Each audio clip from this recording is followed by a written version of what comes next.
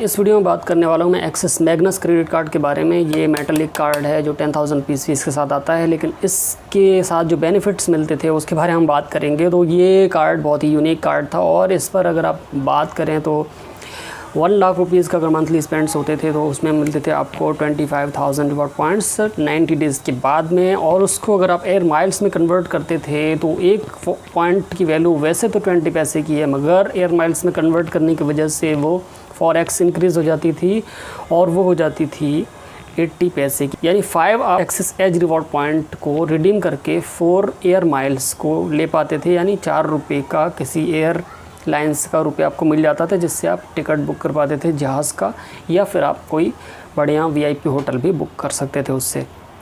तो ये इसका बेनिफिट था। कुल मिला के सिंपल वर्ड्स में कहूँ तो 1 लाख रुपये स्पेंड करने पर ये आपको 20,000 रुपीज़ का बेनिफिट देता था।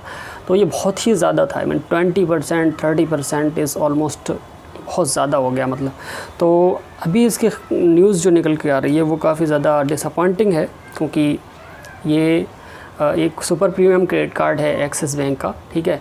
तो अब इसमें कुछ डिवैल्यूएशन किया है एक्सिस बैंक ने, उसका नोटिफिकेशन आ चुका है, जिसमें आपको डिसअपॉइंटमेंट होने वाला है बहुत ही ज़्यादा। क्योंकि जो मेन पॉइंट था जिसके वजह से ये कार्ड बहुत ज़्यादा पॉपुलर था, जो मैंने बताया कि 5 एज रिवॉर्ड पॉइंट को ये 4 एयर माइल्स में कन्वर्ट कर देता था, तो उसकी वैल्यू को बढ़ा देता था 80 पैसे की। लेकिन अब जो कन्वर्ज़न होगा वो ओनली 20 पैसे पर ही होगा। यानी 5 एज रिवॉर्ड पॉइंट जिसकी वैल्यू 20 पैसे की होकर के 1 रुपये की बनती है, तो उसमें आपको 1 एयर माइल ही मिलेगा। सिंपल वर्ड्स में ये डिवैल्यूएशन इसका होने जा रहा है।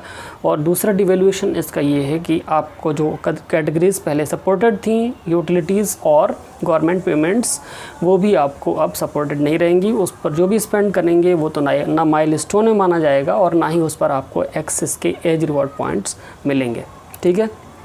दूसरा डिवैल्यूएशन ये हो गया। तीसरा डिवैल्यूएशन इसका ये हुआ है कि इसके साथ आपको जो ज्वाइनिंग फ़ीस पेमेंट करने पर, यानी जो आप पेमेंट करते थे 11,800 रुपये, तो उसमें आपको वाउचर्स मिलते थे कुछ यूज़फुल, जैसे कि टाटा क्लिक वगैरह का। तो अब टाटा क्लिक का वाउचर नहीं मिलेगा, लक्स का वाउचर मिल जाएगा, यात्रा का वाउचर मिल जाएगा, इस तरह से 1-2 और हैं वो आपको मिल जाएंगे।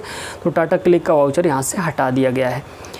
और एक बेनिफिट और था कि अब जब आप इसकी एनुअल फ़ीस पे करते थे 10,000 रुपीज़ प्लस GST, तब भी आपको वही वाउचर्स मिलते थे। बट अब एनुअल फ़ीस पेमेंट करने पर कोई भी वाउचर नहीं मिलेगा।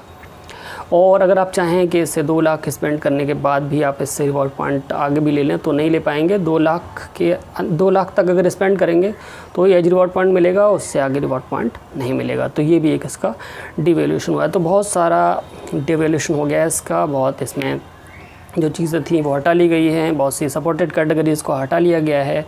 तो अब यूटिलिटीज़ पर पेमेंट मत करिए इससे, और इससे आप गवर्नमेंट के पेमेंट मत करिएगा, क्योंकि इस पर कोई पॉइंट नहीं देगा।